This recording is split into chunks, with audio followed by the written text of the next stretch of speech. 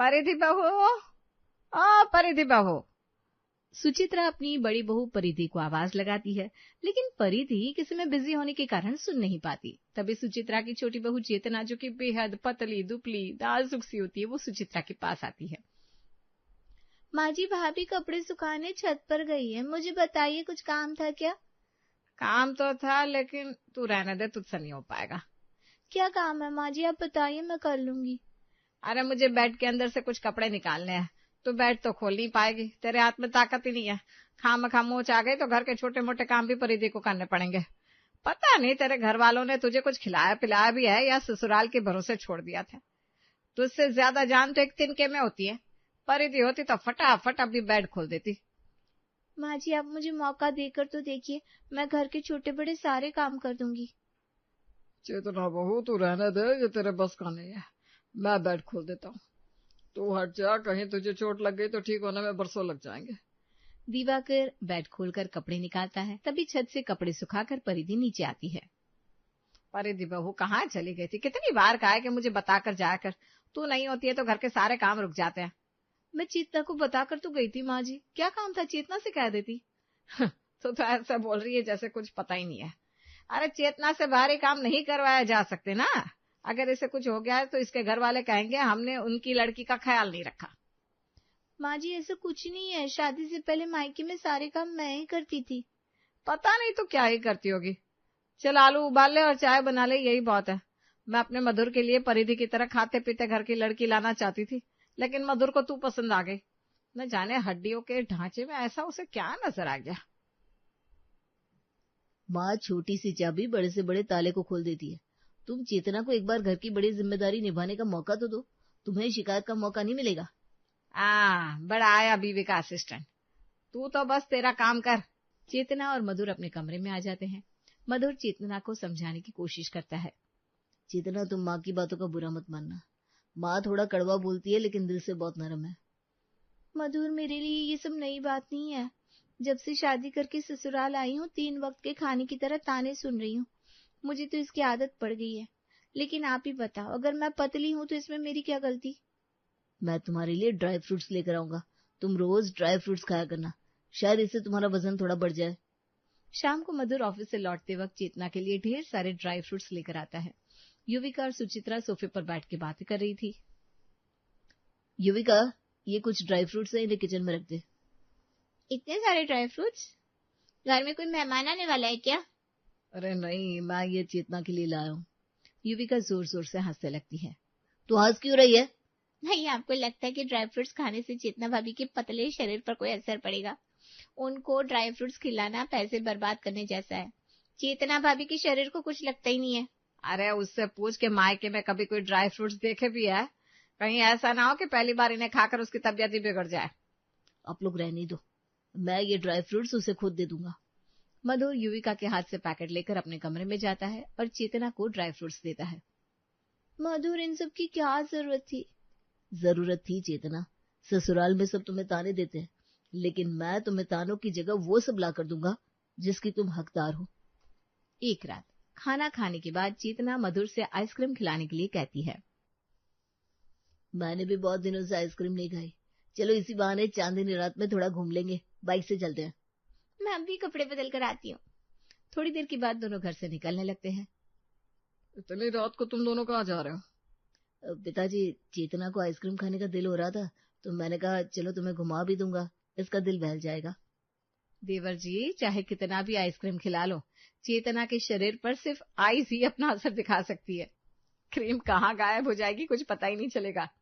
अरे लेकिन तू जा कैसे रहा है? माँ, हम दोनों बाइक से जाएंगे, गाड़ी मैंने पार्क कर दी, अब दोबारा गाड़ी कौन निकाले। भैया, बाइक जरा धीरे चलाना, नहीं तो चेतना भाभी हवा में उड़ जाएगी। फिर हम उन्हें कहाँ कहाँ ढूंढेंगे।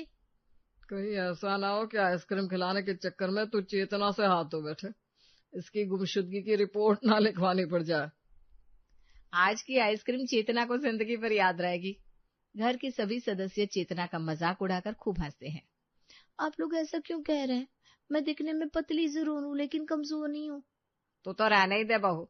अड़ोसी पड़ोसी तुझे देखते ना तो मुझसे पूछते हैं, बहू को कोई बीमारी तो नहीं है, इसका इलाज क्यों नहीं कराती? अरे वो तो मैं जानती हूँ, मैं लोगों को कैसे कैसे चुप कराती हूँ। हमारे खानदान में दूर दूर तक कोई इतना पतला ना है। हमारा खानदान खाता पीता खानदान है, इस तरह पतले दुबलों का नहीं है। पतला और फिट होना अच्छी बात है, लेकिन चेतना भाभी आप तो कुपोषण का शिकार लगती हो, और आपको देखकर ऐसा लगता है जैसे आप खाने को नहीं, खाना आपको खा रहा है।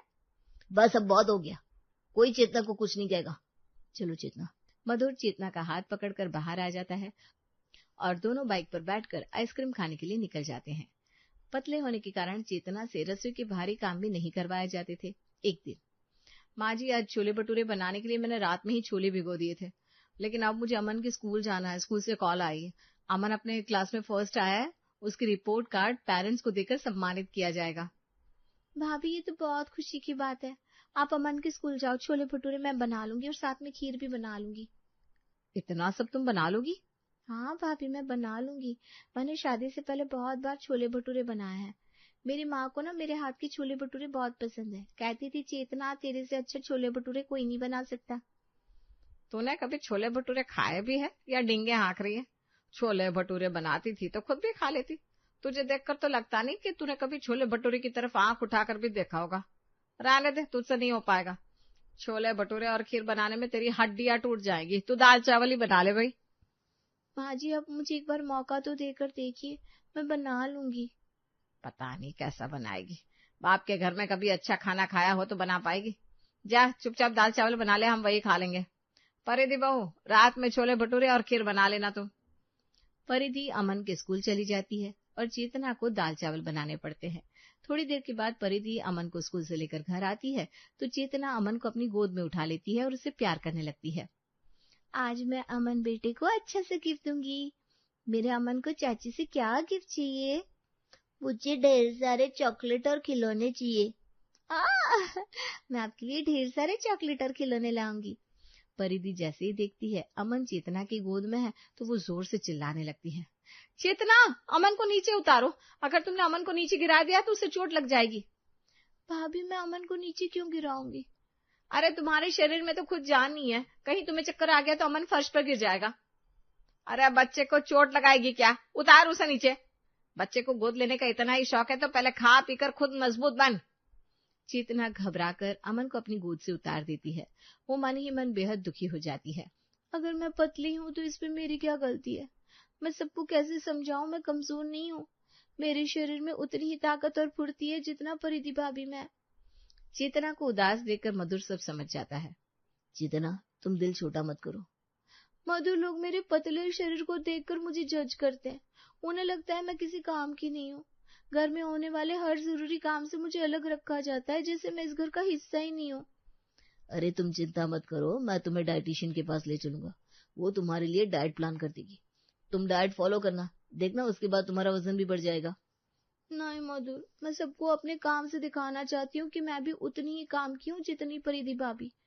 बस माँ जी मुझे एक बार मौका तो दे। घर में युविका की शादी की बात चल रही थी। माँ, युविका के लिए बहुत अच्छा रिश्ता आया है। काफी खानदानी लोग हैं। लड़के का यूएस में अपना घर और बिजनेस है। अगर वहाँ युविका की शादी हो गई तो युविका की लाइफ बन जाएगी। ये तो बहुत अच्छी बात है, लेकिन लड़के वालों के आने से पहले हमें तैयारी करनी होगी। भाई अगर रिश्ता इतना अच्छा है तो खातिरदारी उससे भी अच्छी होनी चाहिए। सुचित्रा, लड़के के पिता का शहर के सबसे पॉश इलाके में अपना बंगला है। हमारे घर की हालत देखो, साधारण सा घर, उसमें भी दीवारों और दरवाजों पर धूल और जालों ने अपना कब्जा जमा रखा है। पिताजी मैं संडे से पहले पूरे घर का काया पलट कर दूंगी। घर को साफ करके शानदार लुक दे दूंगी। अरे तू तो बस रहने ही दे, पहले अपना लुक सुधार ले, फिर घर का लुक सुधारना। लड़के वाले तुझे देखेंगे तो यही कहेंगे हम तुझे भूखा रखते हैं, खाना नहीं देते। घर की साफ सफाई और संडे को लड़के वालों के लिए खाने पीने का सारा इंतजाम परिधि बहू कर लेगी। माँ जी आप बस युविका को तैयार कर देना, बाकी सब मैं संभालूंगी। संडे आने में अभी 4 दिन बाकी थे। परिधि सोचती है कि वो शनिवार को घर की सफाई कर लेगी और संडे को मेहमानों के लिए खाना बना लेगी। लेकिन दूसरे ही दिन परिधि के मायके से उसके पिता का फोन आता है। परिधि बेटा, तेरी माँ की हालत बहुत नाजुक है। कल रात उसे दिल का दौरा पड़ गया था, अभी अस्पताल में है। क्या? आपने मुझे कल रात क्यों नहीं बताया? अरे तू परेशान हो जाती ना बेटा, इसलिए नहीं बताया। क्या बात है परिधि बहू, सब ठीक तो है ना? माँ को दिल का दौरा पड़ा है, माँ अस्पताल में है। परिधि रोने लगती है। परिधि बहू रो मत, तू एक दिन के लिए मायके चली जा और माँ से मिला। परिधि मैं भी तुम्हारे साथ चलता हूँ। माँ जी अब चिंता मत करना, मैं कल आ जाऊंगी, लड़के वालों के आने से पहले सारा काम कर दूंगी। परिधि नैतिक के साथ अपने मायके आ जाती है। नैतिक परिधि को लेकर अस्पताल जाता है और थोड़ी देर रुककर वापस घर आ जाता है। इधर परिधि की माँ की हालत और बिगड़ जाती है। दूसरे दिन डॉक्टर ऑपरेशन करने की सलाह देते हैं। परिधि बेटा तू ससुराल चली जा, मैं हूँ यहाँ। लेकिन पापा मैं इस हालत में आपको अकेला छोड़कर नहीं जा सकती। माँ को कुछ हो गया तो आप खुद को कैसे संभालेंगे? तेरी माँ को कुछ नहीं होगा। नहीं पापा, मैं आपको छोड़कर नहीं जाऊंगी। परिधि सुचित्रा को फोन करके सारी बात बताती है। माँ जी सब ठीक रहा तो मैं कल जरूर आ जाऊंगी। ठीक है परिधि बहू, तू अपनी माँ का ख्याल रख। शनिवार का दिन आ जाता है लेकिन परिधि लौटकर नहीं आती। टेंशन में सुचित्रा इधर उधर टहल रही होती है। क्या बात है माँ जी, आप इतनी परेशान क्यों हैं? अरे कल रविवार का दिन है, परिधि बहू अब तक नहीं आई, ना ही उसका कोई फोन आया। घर की सफाई और खाने पीने का इंतजाम कौन करेगा? अभी तक कुछ नहीं हो पाया है। कल लड़के वालों को क्या मुंह दिखाऊंगी? ऐसी हालत में लड़के वाले हमारे घर में रिश्ता ही नहीं करेंगे। इतना अच्छा रिश्ता हाथ से निकल जाएगा। आप बिल्कुल टेंशन मत लीजिए माँ जी, मैं हूं ना।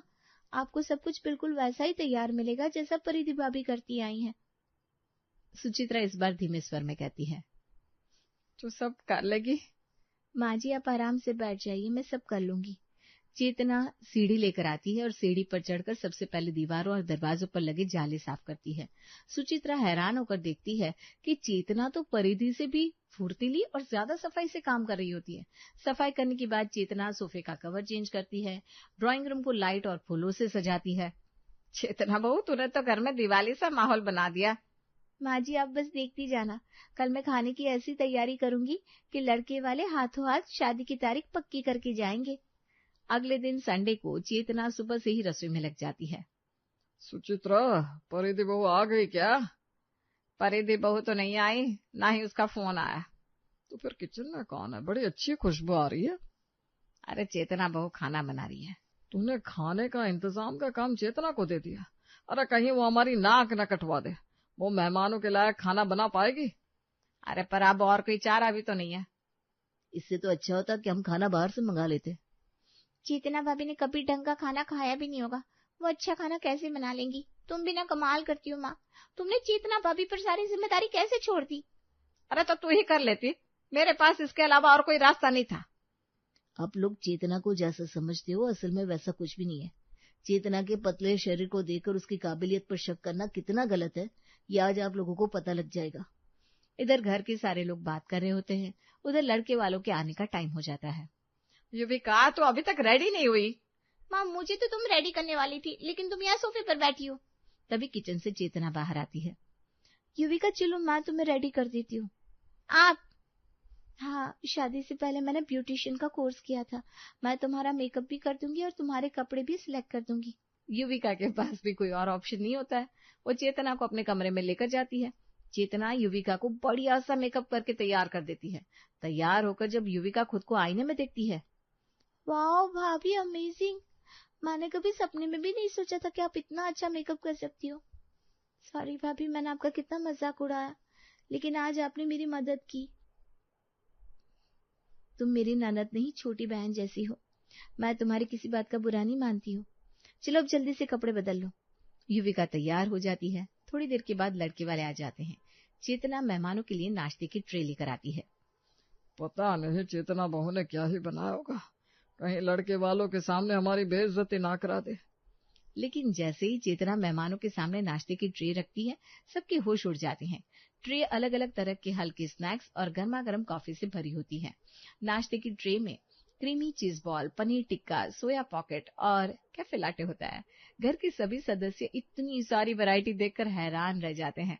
उन्हें तो यकीन ही नहीं होता कि ये सब चेतना ने बनाया है। ये सब आपने घर पर बनाया है? जी आंटी जी, ये सब मैंने घर पर बनाया है। आप लोग नाश्ता लीजिए ना। हाँ हाँ, बहू ने इतने प्यार से इतना सब बनाया है, नाश्ता तो हम जरूर करेंगे। सभी लोग नाश्ता करते हैं। घर के सभी लोग पहली बार चेतना के हाथ का बना नाश्ता कर रहे होते हैं। सभी को नाश्ता और कॉफी बहुत पसंद आती है। लड़के वाले तो चेतना की तारीफ करते नहीं थक रहे थे। ऐसा लग रहा है जैसे मैं किसी रेस्टोरेंट में बैठकर खा रहा हूँ। और कॉफी लेटे तो भाभी जी ने कमाल की बनाई है, मूड फ्रेश हो गया, सफर की सारी थकान दूर होगी। बहन जी, आपकी बहू बहुत गुणकारी है। आप बहुत भाग्यशाली हो, आपको इतनी अच्छी बहू मिली है। सभी लोग आपस में बातें करते हैं। उसके बाद लड़के और लड़की को मिलवाया जाता है। लड़के वालों को युविका पसंद आ जाती है और जैसा कि चेतना ने कहा था, वे लोग हाथों हाथ रिश्ता पक्का कर देते हैं। चलिए सारी बातें तो हो गई, अब पेट पूजा की जाए, बहुत भूख लग रही है भाई। सभी लोग खाने की टेबल पर आते हैं। चेतना सबसे पहले सबको वेजिटेबल सूप सर्व करती है। भाई सूप पीने के बाद तो भूख और बढ़ गई है।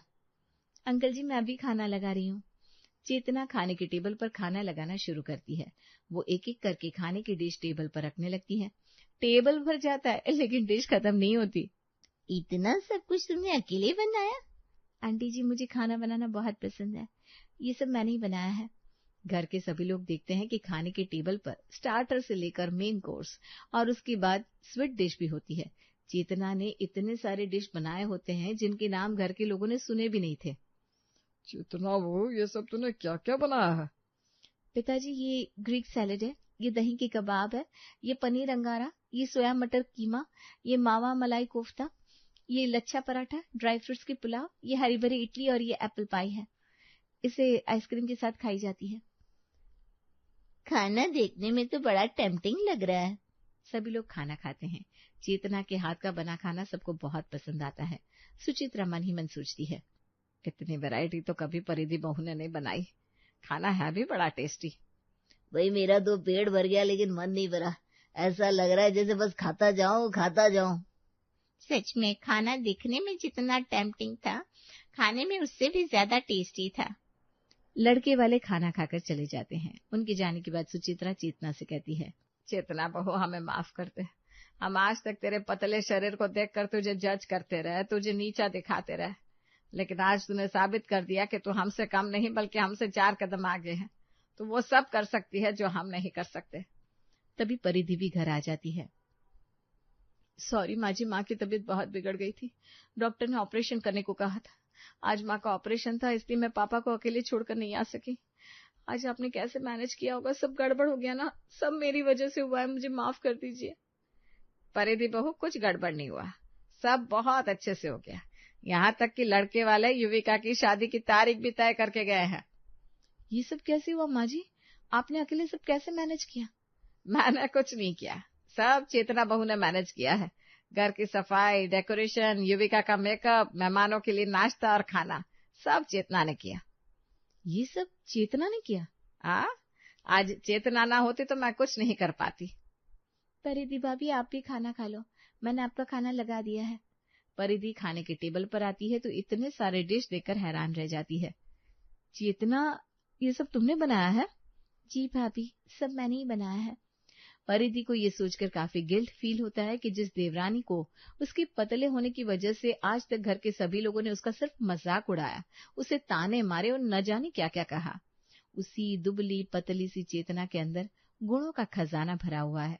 उसने बड़ी आसानी और फुर्ती में सारी चीजों को इतने अच्छे तरीके से हैंडल किया, ढेर सारा खाना बनाया और मेहमानों का स्वागत भी अच्छे से किया। घर के सभी सदस्यों को अपनी गलती का एहसास हो जाता है।